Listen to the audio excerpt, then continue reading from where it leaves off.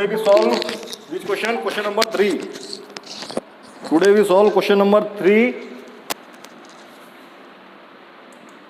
Question number 3 हमारा क्या है, आप लोगों ने पढ़ लिया होगा। तो क्वेश्चन देखने का तरीका क्या होता है, क्वेश्चन देखने का what is the right method, कि हमें जो प्रूव करना है पहले हमको वो डिसाइड करना है क्या प्रूव करना है। तो क्वेश्चन 3 क्या बता रहा है, we have got a triangle, we have got a triangle, triangle आपने देख लिया होगा। हमें प्रूफ क्या करना है, क्वेश्चन 3 हमें प्रूव करना है एल्टीट्यूड्स आर इक्वल, हमें प्रूव करना है एल्टीट्यूड्स, टू प्रूव जो एल्टीट्यूड है वो क्या है, इक्वल है। एल्टीट्यूड इक्वल प्रूव करना है हम लोगों को, to prove altitudes equal. Now figure दे रखा है, कॉन्ग्रुएंट ट्रायंगल पढ़ रहे हैं, हमारे पास वेपन क्या है, कॉन्ग्रुएंट ट्रायंगल्स। तो हम देखेंगे कि किस ट्रायंगल में एल्टीट्यूड पढ़ रहा है, किस ट्रायंगल में एल्टीट्यूड पढ़ रहा है। और हमें गिवन क्या है, triangle ABC is isosceles, triangle जो एबीसी है वो हमारा आइसोसेलेस है। गिवन मैं लिखूंगा नहीं, बोर्ड पे जगह कम पड़ जाती है, ठीक है। Given triangle ABC is isosceles, diagram आपको दिख जाएगा, अभी आप बुक में देखो, बाद में मैं इसके ऊपर पेस्ट कर दूंगा मतलब। तो क्या है, ट्रायंगल एबीसी आइसोसेलेस है। आइसोसेलेस ट्रायंगल की प्रॉपर्टी हमको पता है, साइड 2 इक्वल होंगी, 2 एंगल इक्वल होंगे। अब ठीक है, ओके, यहां तक आ गए।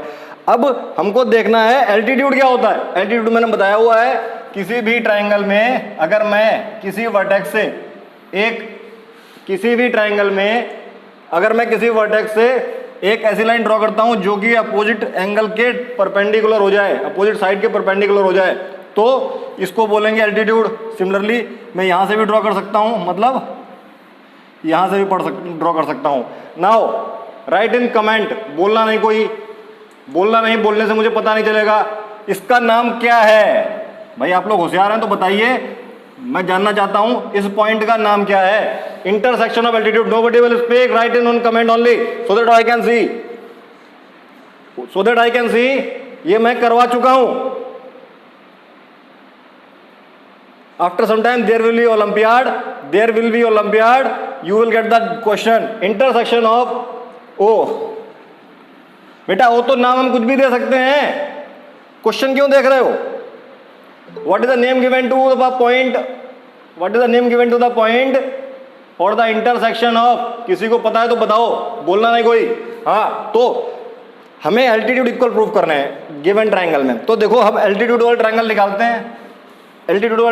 हैं, कई निकाल सकते हैं ट्रायंगल तो हम लोग, लेकिन हम कौन से निकालेंगे, हम निकालेंगे एक ट्रायंगल निकालेंगे ये, एक ट्रायंगल निकालेंगे ये, अच्छा, और एक ट्रायंगल निकालेंगे हम लोग ये, 2 ट्रायंगल निकालेंगे। क्यों निकाला हमने ट्रायंगल, ये निकालने को तो हम ये भी निकाल सकते हैं, क्या निकालने को, ये 2 ट्रायंगल निकाले हमने, ठीक है। नाम दे देता हूं मैं ए बी ई, ये हो गया ए बी ई, ये तो ये भी है और ये क्या है, ये है मेरे पास एफ और सी, ये 2 ट्रायंगल निकाल लिए। ये 2 ट्रायंगल मैंने इसलिए निकाले हैं क्योंकि मुझे पता है ये वाली साइड इस साइड के बराबर है। मतलब क्या है, अगर मैं इन ट्रायंगल ए ई बी और किसकी बात करता हूं, ट्रायंगल ए एफ सी की बात करता हूं, तो मुझे पता है क्या, जो ए बी है वो ए सी के बराबर है। क्यों, क्योंकि ये गिवन है और एंगल जो ए है वो दोनों में कॉमन नजर आ रहा है, कॉमन है। साथ में एक एंगल 90 डिग्री का भी नजर आ रहा है, देखो दोनों ट्रायंगल में 90 डिग्री का भी नजर आ रहा है। अच्छा, अब हम मूव करना शुरू करते हैं। हम इसमें भाई किसी को नहीं पता ये very same, okay. Now second question, किसी को आता है तो बता सकता है, प्लीज डोंट गूगल कोई नहीं करेगा। अच्छा, अब लिख के दोबारा बताना, इसमें मैं ये जो मटेरियल मेरे पास अवेलेबल है, मैं कौन सा क्राइटेरिया लगाऊंगा, बाय 3 चीजें हो गई, बाय समथिंग यहां पे भरना है मुझे, बाय दिस जो लिख के बताना है, triangle AEB, triangle AEB congruent हो गया, किसके कॉन्ग्रुएंट हो गया? ट्राइंगल AFC के। अच्छा, जब ये कॉन्ग्रुएंट हो गया तो हमने लिखा बाई CPCT, CPCT बोला नहीं, नो बोला नहीं, लिखना केवल मैं कमेंट देख रहा हूं अभी। बाई CPCT जो BE था वो FCF के इक्वल हो गया। अच्छा, किसी बच्चे ने लिखा है RHS, बेटा we haven't studied RHS so far. अगर क्वेश्चन में लिखा हुआ आ गया don't use RHS, then don't go for the easier part, don't go for the easier part, ठीक है? If again I am telling you don't go ahead to the course. हाँ, very good. मतलब देखो क्वेश्चन ऐसे ही बन सकता है, prove this by using 3 different congruence criteria. तब क्या करोगे? तो अभी हमने RHS नहीं पढ़ा है, तो we will apply what? AAS। तो AAS मूविंग कैसे करेंगे? मूव कैसे करेंगे? देखो ऐसे मूव कर सकते हैं हम, दोनों का राइट एंगल पकड़ेंगे, दोनों का राइट एंगल पकड़ेंगे, उसके बाद इस एंगल पे गए, उसके बाद इस एंगल पे गए और इस एंगल से इस साइड पे आ गए। तो देखो AAS दोनों का रास्ता सेम है, दोनों का रास्ता सेम होना चाहिए। तो बाई AAS दो ट्राइंगल कॉन्ग्रुएंट हुए, और दो ट्राइंगल कॉन्ग्रुएंट होने पे क्या हुआ? दो ट्राइंगल कॉन्ग्रुएंट होने पे क्या हुआ? By CPCT please right in comment what is the full form of CPCT की फुल फॉर्म क्या है? CPCT की फुल फॉर्म किसको पता है? Right, nobody will speak, only right comment. Okay, तो हमने AAS से ये लगा दिया, AAS से ये लगा दिया। अब 3 चीजें बराबर थी, ये वाला एंगल और ये साइड। बची हुई 3 चीजें अपने आप बराबर हो जाएंगी। बची हुई 3 चीजें they will be equal their own corresponding part of congruent triangles। very good। जो मैं पूछ रहा हूं it will definitely come in exams in 1 marks। ये क्वेश्चन आ जाएगा, what is the full form of CPCT, what is the statement for the SAS and yesterday nobody was able to tell the correct definition of SAS। Okay, तो देखो ये question हमारा complete हो गया, question number 3 complete हो गया।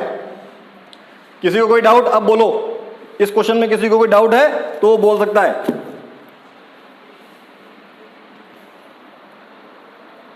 हाँ, question number 3 you can सी।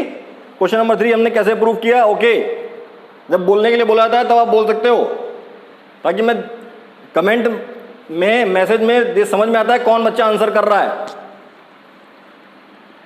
और बोलने से क्या होगा? दूसरा डिस्टर्ब भी हो जाएगा, तो उसका थॉट प्रोसेस क्लियर नहीं होगा। तो देखो ये हमने क्वेश्चन कर लिया, ओके नाउ वेरी गुड, ये हमने क्वेश्चन कर लिया। अब देखो मैंने ये ट्राइंगल लिया था, ये लिया था, लेने वाला कोई बच्चा ट्राइंगल ये भी ले सकता था।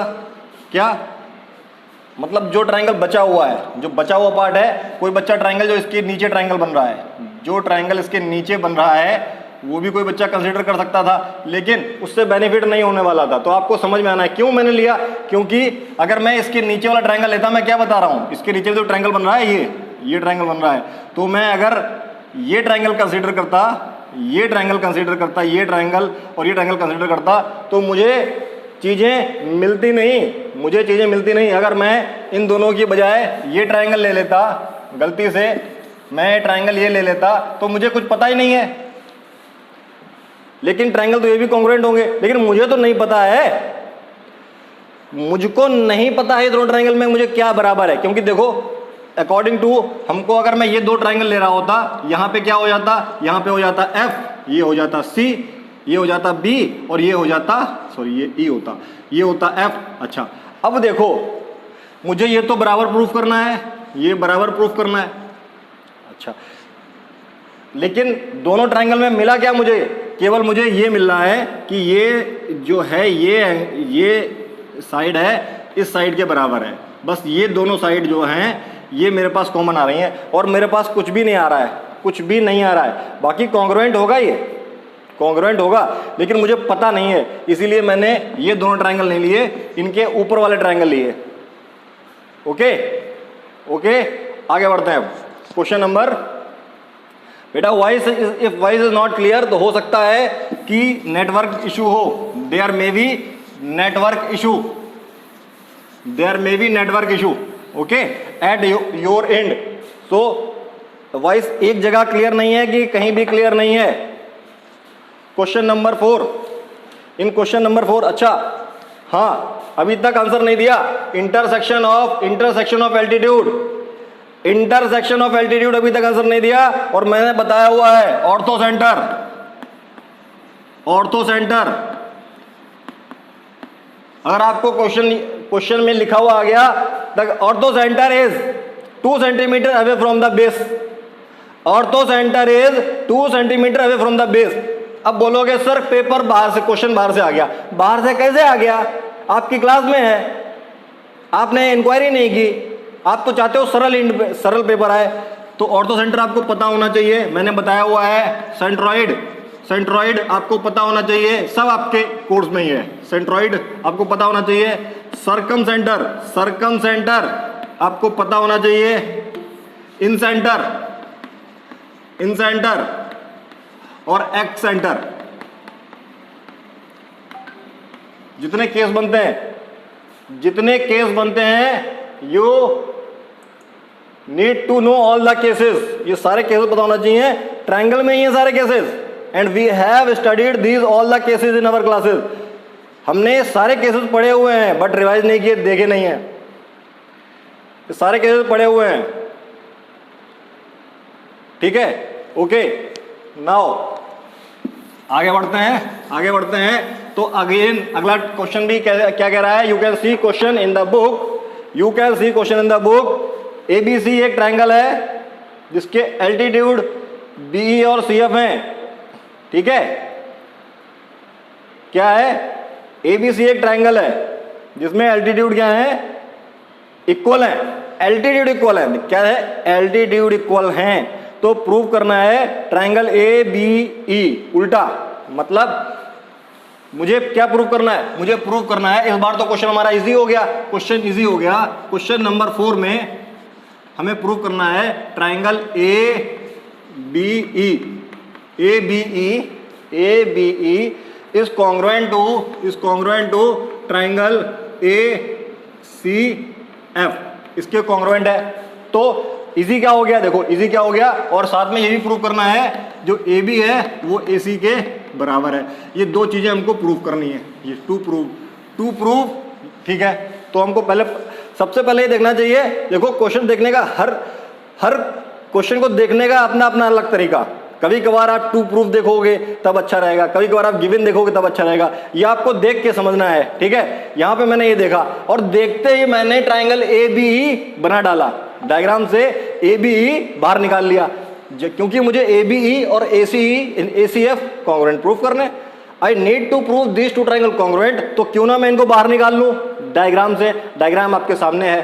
तो ए बी ई, मैंने ए बी ई बाहर निकाला, ए बी ई मैंने बाहर निकाला, ए बी ई बाहर निकाल लिया। अच्छा, अब दूसरा ट्रायंगल है ए सी एफ, दूसरा ट्रायंगल है ए सी एफ, लो मैंने ए सी एफ भी बाहर निकाल लिया, मैंने ए सी एफ भी बाहर निकाल लिया। जब ट्रायंगल में खुद ही बता रखा है, नाम दे रखा है, तो क्यों ना मैं उनको बाहर निकाल लूं, मैंने बाहर निकाल लिया।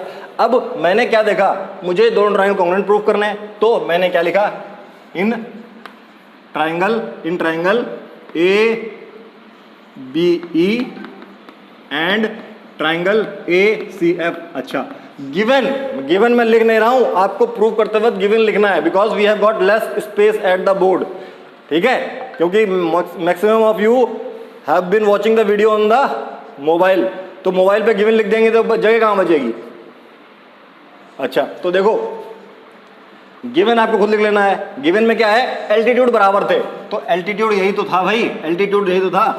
गिवन में इसका एल्टीट्यूड बीई और इसका एल्टीट्यूड सीएफ, ये दोनों बराबर दे रखे हैं, ये गिवन है, साथ में नजर आ रहा है। हम लोग अच्छा डायग्राम बनाने के बाद हम गिवन चीज के ऊपर मार्क कर सकते हैं। अब साथ साथ नजर आ रहा है ये एल्टीट्यूड है, तो अब बोलोगे सर हमको एंगल तो दे नहीं रखा। यू कैन से सर हमको एंगल तो दे नहीं रखा। यार हमको एल्टीट्यूड तो पता है ना, मैंने इसीलिए एल्टीट्यूड पहले डिफाइन किया था, क्योंकि जो एंगल है, angle B, angle A B E equal to angle, which angle, angle A E B equal to angle A F C. क्यों? गिवन है, गिवन लिख सकते हो, ज्यादा टाइम है तो लिख सकते हो, सिंस एल्टीट्यूड बराबर ये, लेकिन एल्टीट्यूड कॉन्सेप्ट कहां का है? एल्टीट्यूड क्लास 6 का कॉन्सेप्ट है, तो आपको डिफाइन नहीं करना है। समझो सॉल्व करने का तरीका। क्वेश्चन आया सॉल्व करने का, हम 2 का टेबल पढ़ने लगे, हम 17 का टेबल पढ़ने लगे, हम मल्टीप्लाई करने लगे साइड में ले जाके। ये क्वेश्चन क्लास 2nd 3rd के हैं, आपको इसके मार्क्स नहीं मिल रहे। एल्टीट्यूड है तो ये 90 डिग्री होगा ही होगा। मैंने ये लगा दिया, इसका मतलब मैंने लिख दिया है 90 डिग्री, मैंने ये लगा दिया, आपको ज़्यादा डिफाइन करने की जरूरत नहीं है, बराबर 90 डिग्री। समझो। अब बोलोगे सर 90 डिग्री कैसे? क्योंकि मुझे पता है altitude, I have studied altitude in class 6। Altitude होगा तो एंगल 90 डिग्री का होगा ही होगा। ठीक है। अब angle A is common, angle A equal to angle A. ठीक है, angle A equal to angle A, इसको हम स्पेसिफिकली लिखें तो हम एंगल ए बी को बी ए ई भी लिख सकते हैं। क्या लिख सकते हैं? इसको लिख सकते हैं बी ए ई, इसको लिख सकते हैं C A B A F, sorry B A, ठीक, ओके, सी ए एफ ये भी लिख सकते हैं। अदरवाइज एंगल ए भी लिख सकते हैं। ठीक है। अगर पूरा डायग्राम लेके चल रहे हो तो ए बी ए सी भी लिख सकते हैं। अगर पूरा डायग्राम लेके चल रहे होते तो ये साइड यहाँ पे सी आती, तो हम बी ए सी भी लिख सकते होते, लिख कुछ भी सकते हैं, एवरीथिंग इज राइट। तो देखो एंगल एंगल साइड, एंगल से इस एंगल से चले, इस एंगल पे आए, इस एंगल इस साइड पे आ गए। यही रास्ता कैसे में बन रहा है? कॉमन एंगल से चले 90 डिग्री पे आए और ये साइड कंसीडर कर ली। भाई तीनों से लिखी है कि नहीं लिखी है? ये वाला एंगल इसके बराबर, ये एंगल इसके बराबर और एल्टीट्यूड बराबर है, तो एंगल एंगल साइड। तो मैंने लिखा बाई ए एस, जो ट्राइंगल है मेरा, जो ट्राइंगल है ए बी ई, वो क्या हो गया? कॉन्ग्रुएंट हो गया। किस ट्राइंगल के? ए सी एफ के। ये पहला प्रूफ हो गया। और बाई सीपीसीटी, सीपीसीटी आप तीनों चीज लिख दिया करो तो बची हुई हैं, तीनों चीज लिख सकते हो, लेकिन हमें क्या प्रूफ करना है? A B equal to C T, A B equal to C T, A B equal to A C, A B equal to A C. ठीक है, A B equal to A C, hence proved. हाँ, किसी को कोई doubt? Any one of you have got any doubt? Question 5 क्या है? Again दो isosceles triangle है, डायग्राम आप देख रहे हो, दो आइसोसेलेस ट्राइंगल है, दोनों चिपका दिए गए हैं। तो मैं इन दोनों को अलग कर देता हूं भाई, मुझे अच्छा नहीं लग रहा ये दोनों साथ में हैं, मुझे अच्छा नहीं लग रहा क्योंकि एक ट्राइंगल बड़ा है, एक ट्राइंगल छोटा है, तो मुझे अच्छा नहीं लग रहा है। तो दो ट्राइंगल हैं, कौन सा ट्राइंगल? एक ट्राइंगल ये, और इसी बेस पे दूसरा ट्राइंगल ये दो ट्राइंगल आपस में चिपका दिए गए हैं, दो ट्राइंगल आपस में चिपका दिए गए। नाम क्या है? एक का नाम है एबीसी और सेम बेस बीसी से नीचे है डी। इन दोनों को चिपका दिया गया है, सो दैट एबीडी। क्या प्रूव करना है हमें? प्रूव करना है A B D equal to prove A B D equal to A C D. ये मुझे प्रूव करना है, ये मुझको प्रूव करना है।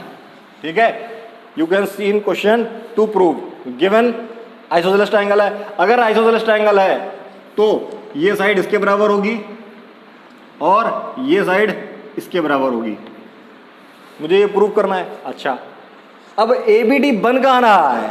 अगर मैं बात करता हूँ एबीडी की, अगर मैं बात करता हूँ एबीडी, ये बन रहा है, ये कहीं ए है, ये कहीं बी है, ये कहीं डी है और ये बी है। और मैं जब यहाँ से लाइन खींचता हूँ तो एक एंगल ये और एक एंगल ये एंगल मिला के एबीडी बन रहा है। सिमिलरली अगर मैं इसको ड्रॉ करता हूँ ऐसे, तो ये ए है, ये डी है, और इन दोनों को मिला के ए सी डी मिल रहा है। अब क्या है, मांझरा क्या है, क्योंकि सिंस ये एबीसी ट्रायंगल दे रखा है, ट्रायंगल एबीसी दे रखा है, ट्रायंगल एबीसी आइसोसेलेस दे रखा है, गिवन है। अब देखो हमें इतना ही गिवन है, हम अपनी मर्जी से ये लगा सकते हैं, लेकिन ये लगा सकते हैं क्योंकि, लेकिन हमको दिखाना पड़ेगा, we need to show this कि हमको, लेकिन ट्रायंगल में ये दे रखा है कि ट्रायंगल आइसोसेलेस है, बिकॉज ट्रायंगल इज आइसोसेलेस, तो ये साइड इस साइड के बराबर है, ये एंगल इस साइड के बराबर है, तो लेकिन लिखेंगे, ये गिवन नहीं है, ये साइड इस साइड के बराबर है, गिवन नहीं है, ये एंगल इस एंगल के बराबर है, गिवन नहीं है, we need to write it in our presentation. तो लिखेंगे since triangle A B C is क्या है, आइसोसेलेस है, इसलिए मैं नाम दे देता हूं, क्योंकि अगर मैं बी की बात करूंगा, अब मैं एंगल बी नहीं लिख सकता, मैं एंगल ए लिख सकता हूं, मैं एंगल डी लिख सकता हूं, but I can't write angle B. Again मैं एंगल ए लिख सकता हूं क्योंकि एंगल ए एक ही बन रहा है क्वेश्चन में, angle D only one, so I can write angle A and angle D, but I can not write angle B, क्योंकि अगर मैं एंगल बी की बात करता हूं तो एंगल बी में ये लेता हूं, एंगल बी में ये लूंगा, या एंगल बी में ये लूंगा, यही चीज तो ध्यान रखने वाली बात है।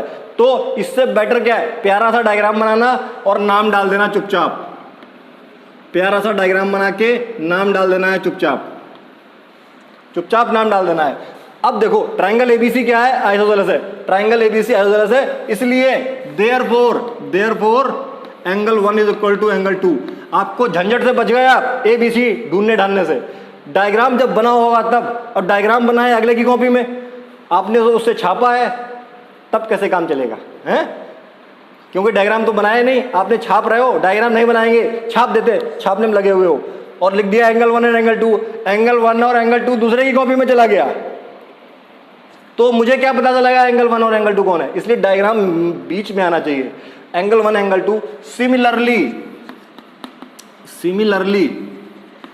सिमिलरली अच्छा, क्या ट्रायंगल जो ये है क्या, डी बी सी, ये भी तो आइसोसेलेस है, गिवन है भाई, क्या करें, गिवन है, तो एंगल 3 और एंगल 4 ये भी बराबर होगा। अच्छा, ये इक्वेशन 1 है, ये इक्वेशन 2 है, ये इक्वेशन 1 है, ये इक्वेशन 2 है, तो मैं बोल सकता हूं फ्रॉम 1 एंड 2 या एडिंग 1 एंड 2 मुझे क्या मिलेगा, 1 में मैंने 3 जोड़ दिया और 2 में मैंने 4 जोड़ दिया, और क्या मिला, ये एंगल 1 है, ये 3 है, ये एंगल 2 है, ये एंगल 4 है। अब हम आंसर उसी फॉर्म में करेंगे, we will answer in only that form in which हमसे पूछा गया है, जिस फॉर्म में हमसे पूछा गया है एबीडी। क्या ये एबीडी नहीं है, 1 और 3 एबीडी नहीं है क्या, एबीडी, आंसर हम उसी फॉर्म में करेंगे, एसीडी, हैंस प्रूव्ड। अच्छा, ये कॉन्सेप्ट तो क्लास 7th में भी पढ़ा है हम लोगों ने, आइसोसेलेस ट्रायंगल का, तो ये क्वेश्चन तो क्लास 7th में होना चाहिए, मैंने प्रूव कर दिया। अब twist, now turn off twist, क्या ये कॉन्सेप्ट तो हमने आइसोसेलेस ट्रायंगल का, ऐसा तो है नहीं, मैंने इसमें कहीं कॉन्ग्रुएंसी प्रूव नहीं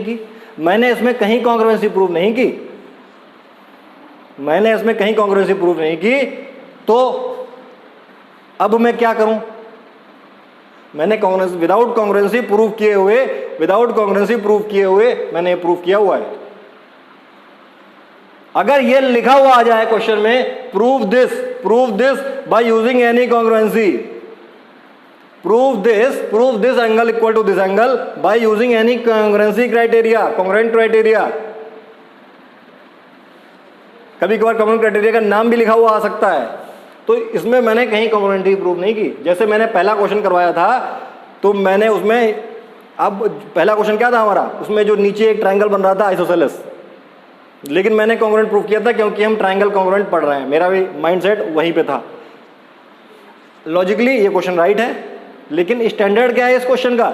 इस क्वेश्चन का स्टैंडर्ड तो क्लास 7th का बच्चा करेगा जो अच्छा दिमाग रख रहा होगा। लेकिन मैं बोल रहा हूं कॉन्ग्रुएंस क्राइटेरिया से इसको कैसे प्रूव करेंगे। तो अगर कॉन्ग्रुएंस क्राइटेरिया से प्रूव करेंगे तो देखते हैं, मैं इसको मिटा रहा हूं। अगर कॉन्ग्रुएंस क्राइटेरिया से प्रूव करने वाले हैं इसको, तो देखो क्या करने वाले हैं हम लोग। हम ट्राइंगल को कॉन्ग्रुएंट प्रूव करेंगे। ट्राइंगल को कॉन्ग्रुएंट प्रूव करेंगे। किस ट्राइंगल को? देखो मेरे पास ये फिगर बना हुआ है, मेरे पास ये फिगर बना हुआ है, ये वाली साइड इस साइड के बराबर है, ये वाली साइड इस साइड के बराबर है। अगर मैंने इनको ज्वाइन कर दिया तो आपको पता होना चाहिए, अगर मैं, देखो मैं डायग्राम पे खेल रहा हूं, अभी डायग्राम पे खेल रहा हूं। अगर मैं, ये आइसोसेलेस ट्राइंगल है, ऐसे एल्टीट्यूड डालता हूं तो इसको बराबर बांटेगा। सिमिलरली नीचे भी तो आइसोसेलेस ट्राइंगल है, मैं एल्टीट्यूड ड्रॉ करता हूं तो ये बराबर बांटेगा। बात तो ये सेम लाइन की हो रही है, बात तो ये सेम लाइन की हो रही है, बात तो ये सेम लाइन की हो रही है कि नहीं हो रही है? सेम लाइन की बात हो रही है। इसका मतलब ये वाला पॉइंट इस पॉइंट से कोइंसाइड करेगा। भाई ये एल्टीट्यूड भी इसको बराबर बांट रहा है, ये एल्टीट्यूड भी इसको बराबर बांट रहा है, तो क्या हुआ? बात एक लाइन की हो रही है। इसका मतलब क्या हुआ? दो ट्राइंगल हमारे पास बन गए। क्यों? मैं ये क्यों बता रहा हूं? जब मैंने इसको ज्वाइन किया तो ये पॉइंट यहां से शुरू होके यहां पे खत्म होगा। सेम लाइन की बात हो रही है। जब ये लाइन भी बराबर बांट रही है, ये लाइन भी बराबर बांट रही है, इसका मतलब जब मैं फिट करूंगा, व्हेन आई फिट, तो ये मिड पॉइंट से पास होगी। तो मैं ट्राइंगल कौन सा लेने वाला हूं? मैं ट्राइंगल ये लेने वाला हूं। मैं ट्राइंगल ये लेने वाला हूं। तो जिसमें मुझे एंगल ये आ रहा है, ये वाला एंगल इस एंगल के बराबर प्रूव करना है। अगर मैं ये दोनों ट्राइंगल कॉन्ग्रुएंट प्रूव कर दूं, अगर मैं ये दोनों ट्राइंगल कॉन्ग्रुएंट प्रूव कर दूं, तो मेरा काम बन जाए। काम कैसे बनेगा? ये वाली साइड इस साइड के बराबर है, ये वाली साइड इस साइड के बराबर है। अच्छा, ये साइड कॉमन है, ये साइड क्या है? कॉमन है। ये साइड क्या है? कॉमन है। लेकिन अगर मैं तीनों साइड कंसीडर करूंगा, तीनों साइड कंसीडर करूंगा तो एस एस एस लूंगा। वो तो हमने पढ़ा ही नहीं है। अगर तीनों side corresponding three sides are equal, क्यों Suneet? Am I right? Suneet ने भी आरएचएस बोला। जब सुनीत ने आरएचएस बोला था तो मैंने मना कर दिया था। तो मैं अगर ट्रिपल एस बोलूंगा तो आपको भी मना करना चाहिए। सर वो तो हम जानते ही नहीं है। अब इसको कॉन्ग्रुएंट कैसे प्रूफ करें? How can we congruent, how can we prove it congruent? तो यही तो लॉजिकल पार्ट शुरू होता है। क्योंकि अगर क्वेश्चन में लिखा हुआ आ गया don't use RHS and triple S या पर्टिकुलर थिंग, तब क्या करोगे? Don't use concept of equal angles in isosceles triangle, तब क्या करोगे? ट्विस्ट आ रहा है। बाकी हम क्वेश्चन प्रूव कर चुके हैं। तो हाँ, कोई किसी कुछ बोलना है क्या?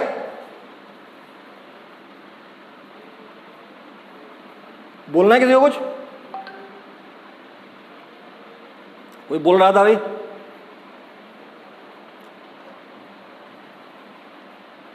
बोलना है किसी को? आगे बढ़े फिर? नहीं बोलना है? अगर कुछ एक्सप्लेन करना चाहते हो तो कर सकते हो। अच्छा, फिर अब मैं आगे बढ़ता हूं। मैं इस ट्रायंगल को ट्रिपल एस से प्रूव कर सकता हूं। देखो कॉरस्पॉन्डिंग तीन साइड हैं, किसी ना किसी साइड से बराबर है। अगर मैं यहां लिख दूं बाई ट्रिपल एस, दोनों ट्रायंगल कॉन्ग्रुएंट हुए, और कॉन्ग्रुएंट होते ही इस साइड के सामने वाला एंगल और इस साइड के सामने वाला एंगल इक्वल हो गए। लेकिन मुझे पता है जब मैं आइसोसेलेस ट्रायंगल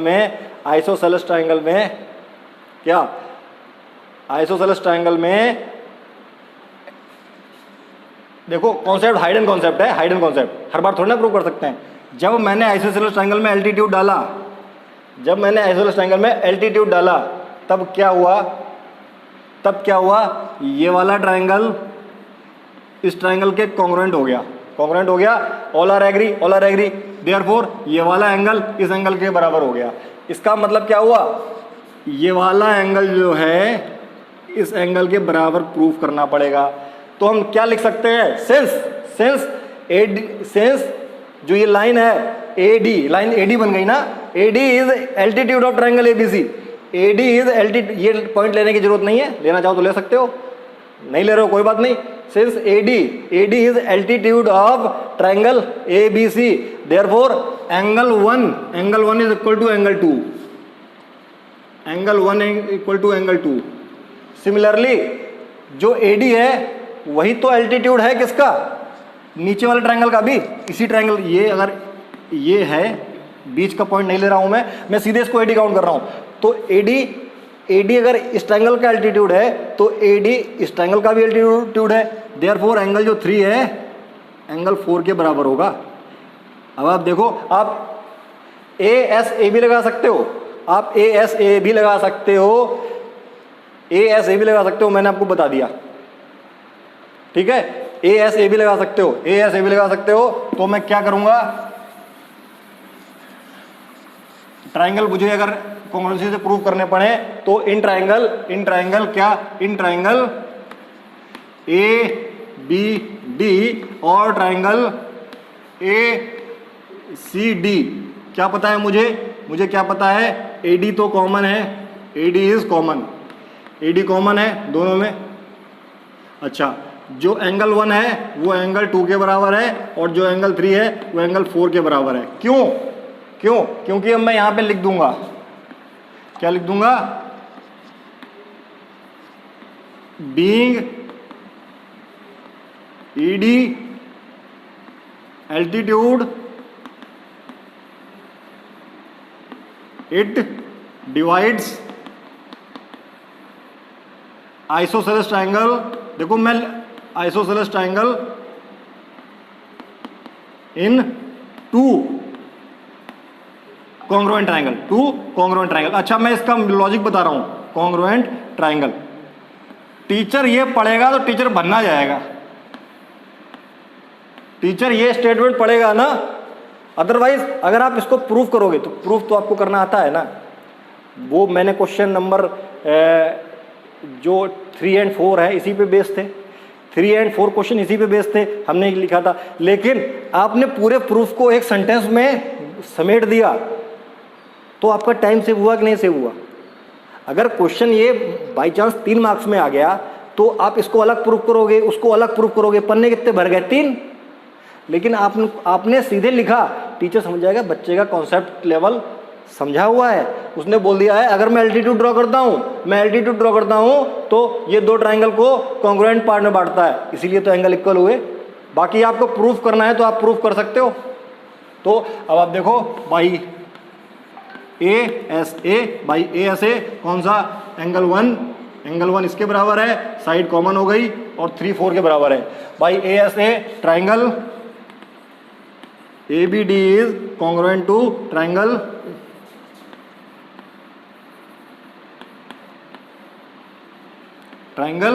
ACD. अच्छा, ये कॉन्ग्रुएंट हुए तो बाई CPCT जो ट्रायंगल मेरा ABD है. अब ये क्वेश्चन यहाँ पे खत्म हुआ. प्रूफ इसका 2-3 तरीके से हो गया हमारे पास, 2-3 तरीके से. अब कुछ बच्चे बोल रहे होंगे सर काहे तंग कर रहे हो, जब एक बार प्रूफ बता दिया तो काहे तंग कर रहे हो, काहे हमारे पीछे पड़े हो, बच्चों की जान लोगे क्या. No, I want your brain to work. अपने दिमाग को काम पे लगाओ. केवल सॉल्यूशन करना ही मेरा मकसद नहीं है. अगेन, केवल सॉल्यूशन करना ही मेरा मकसद नहीं है. सॉल्यूशन अगर करने के बात हो रहे थे, एक दिन में एक एक्सरसाइज खत्म हो जाएगी. मैं चाहता हूं कि आप क्वेश्चन को देखने के बाद आपका दिमाग वर्क करे, योर माइंड स्टार्ट्स वर्किंग. तो आप जब बड़े बड़े क्वेश्चंस आएंगे तो उनको टीचर के पास लेके मत जाओ, उनको सोचो. सोचने का तरीका क्या है, कैसे मैं सोचता हूँ, कब मैं ट्रायंगल निकाल रहा हूँ, क्यों निकाल रहा हूँ, किस लिए निकाल रहा हूँ. इसलिए पहले सॉल्व करने से पहले मैं उसकी एक प्लेटफॉर्म बनाता हूँ कि हाँ मैंने ये ट्रायंगल कंसीडर किया तो क्यों किया. मैं एक बच्चे की तरह सॉल्व करता हूँ क्वेश्चन, बच्चे की तरह, ना कि एक टीचर की तरह, कि एक क्वेश्चन को देखने के बाद बच्चा क्या सोचेगा. प्रेजेंटेशन हम लोग बाद में कर लेंगे, प्रेजेंटेशन तो आपकी बात है. मैं यहाँ पे केवल प्रेजेंटेशन की बात करूँ, गिने चुने सेंटेंस लिखूँ तो अंडरस्टैंडिंग डेवलप नहीं हो पाएगी. If I right calculated sentences, in that case आपकी अंडरस्टैंडिंग डेवलप नहीं हो पाएगी. हाँ, आपका काम अच्छा हो जाएगा. मुझे अंडरस्टैंडिंग डेवलप करनी है. ठीक है, सो आई होप आपको समझ में आया होगा। तो